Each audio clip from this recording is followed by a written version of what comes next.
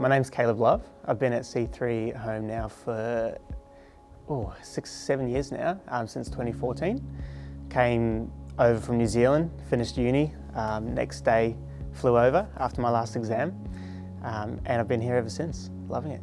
I've been coming over for holidays in the uni breaks ever since I started uni, so just coming over for Sydney for a holiday. And this time I met Jess and I've just stayed ever since and been part of the church. So that's what's brought me to C3 home. For my faith journey, I grew up in a Christian household, which I'm so blessed by that.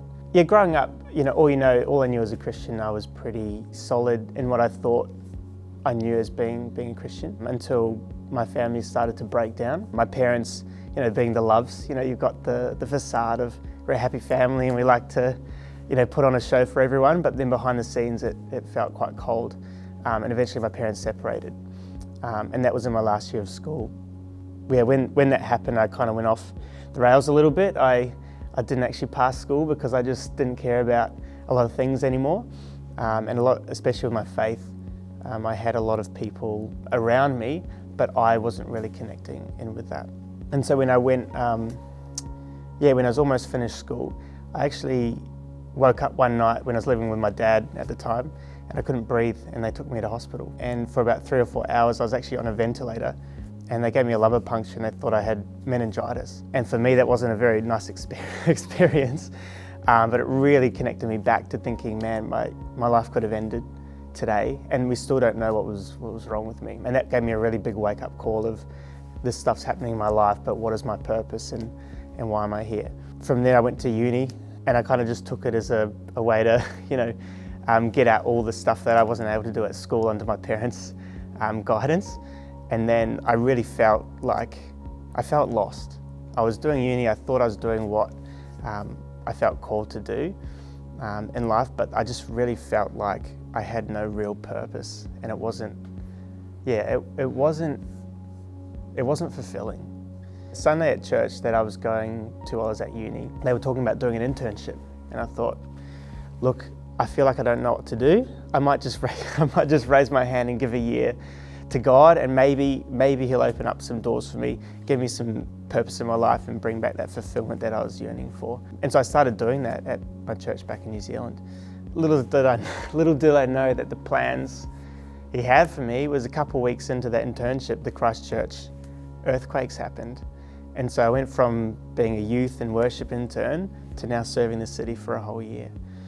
So going from, I'm gonna do worship, I love music, I was gonna do that for a whole year and serve my church in that, and now I'm digging, silt. So when the earthquakes happened, it brought up this silt from the ground, and that was a combination of just dirt and then raw sewage.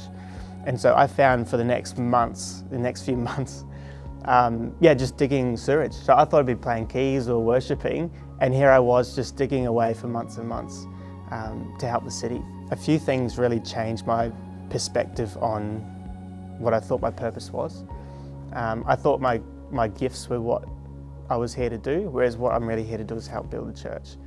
And it gave me this insight where I was, digging away or helping out families, giving out toilets or whatever it was.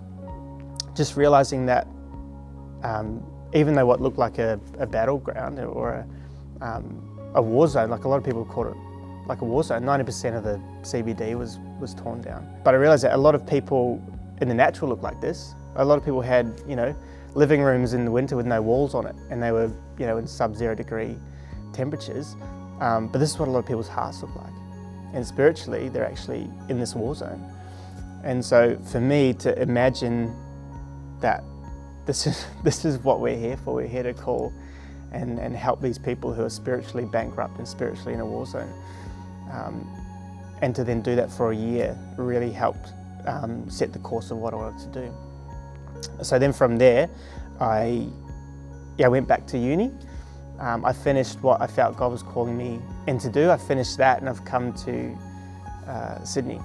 And so a lot of that has really helped shape me in wanting to grow the church and helping people that need the love of Jesus. It's impacted me now because I have a bit better perspective on what I know I'm here for. I used to be very self-centered. I used to think it's all about me and what I can do for God. But now when it comes to the church, like, you know, the church is built of different body parts, and I see that my part is to help out for a bigger thing. So it's helped me really understand that I just need to help, you know, with what I can do in my part. It's helped me always come back to those moments I can remember of here's why we do it.